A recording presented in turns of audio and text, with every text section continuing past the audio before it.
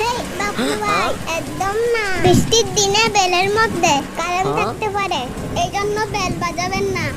তো আমি কি দরজার বাহিরে দাঁড়িয়ে থাকবো, ভিতরে যাব না? ওহো, আরে ভাই একটু বুদ্ধি কাটাও না। বেলের বদলে দরজাই নক করেন। হুম।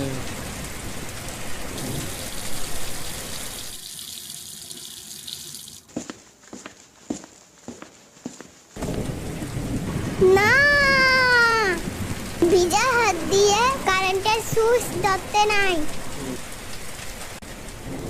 আসো রেস লাগাই, দেখি কে আগে বাসায় যেতে পারে। এরা দুজন রেস লাগাচ্ছে আর এদিকে বৃষ্টি বেড়েই চলছে। হ্যাঁ, ঠিক কথা বলেছ।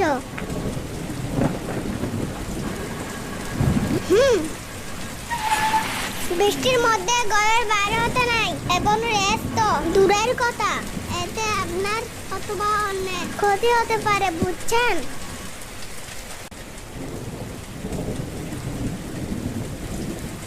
জনাব, কোথায় যাচ্ছ? আমি বৃষ্টিতে খেলতে যাচ্ছি। বৃষ্টির মধ্যে বিনা কারণে বাইরে হবেন না। আসসালামু আলাইকুম ওয়া রাহমাতুল্লাহি ওয়া বারাকাতুহু। ওয়ালাইকুম আসসালাম ওয়া রাহমাতুল্লাহি ওয়া বারাকাতুহু। কোথায় যাচ্ছ বাবলু ভাই? ভাই আমি বাজার থেকে সিঙ্গারা আর সমোসা আনতে যাচ্ছি। বাবলু ভাই, বর্ষার মধ্যে বাজারে নাস্তার থেকে বাচ্চাদের সাবধান করা উচিত, না হলে বাচ্চাদের অসুখ হতে পারে। প্রিয় বাচ্চারা, তোমরা বৃষ্টির দিনে এই 5টা জিনিস খেয়াল রাখবা। নাম্বার 1, বেল বাজাবে না। নাম্বার 2, কারেন্টের তারে হাত দিবা না।